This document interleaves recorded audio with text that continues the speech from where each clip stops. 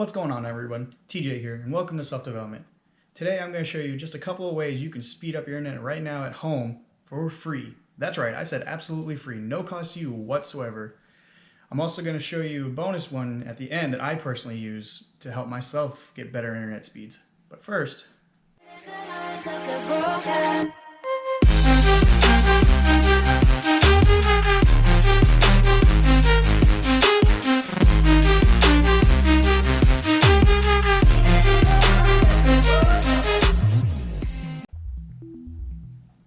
the first way you can speed up your internet is by deleting all the temporary files that just get stored there from normal day-to-day use.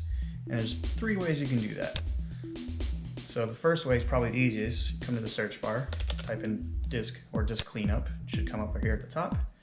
Click on that, and you want to focus on your local disk C. Now if you have multiple drives like I do, you can go ahead and clean up the other ones, but for this video we're only going to worry about doing disk C. So hit OK.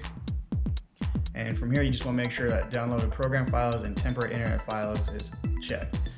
Once you do that, come over here, hit OK. It's going to ask you if you're sure, and you're going to say yes.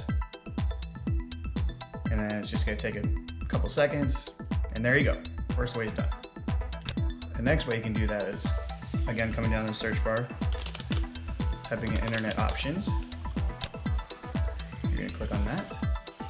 Come over here to delete under browsing history, hit that, and a couple of boxes you want to make sure are checked here. First, you want to preserve your favorites and website data. That way all your bookmarks and stuff don't just get deleted by accident. And then again, you want to make sure your internet files and website data is checked, along with your cookies and history if you really want to. And once you do that, again, you're going to hit delete. It's going to just take a couple seconds. And there you go. That's the second way. And you just hit OK. And then the third way is a little bit more technical. You're going to open up your Windows run command by hitting Windows and R on the keyboard. And you're going to type in %temp for temp, percent again, hit enter. And that brings you straight to every single temp file that's stored on your C drive. So then from here, you can just do a Control A to select all of them, or you can right click and select all of them, but I used to use Control A. And then just hit delete. It's going to ask you if you want to continue, and you just hit OK. Again, it's only going to take a few seconds.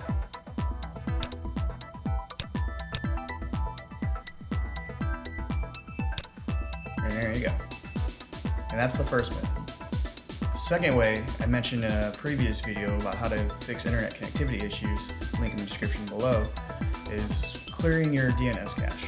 And to do that, you're going to open your Windows run command again, Windows R, type in cmd, hit enter, and this one is just ipconfig /flush DNS, and that's going to go ahead and just wipe out that DNS cache that's been storing up on your computer.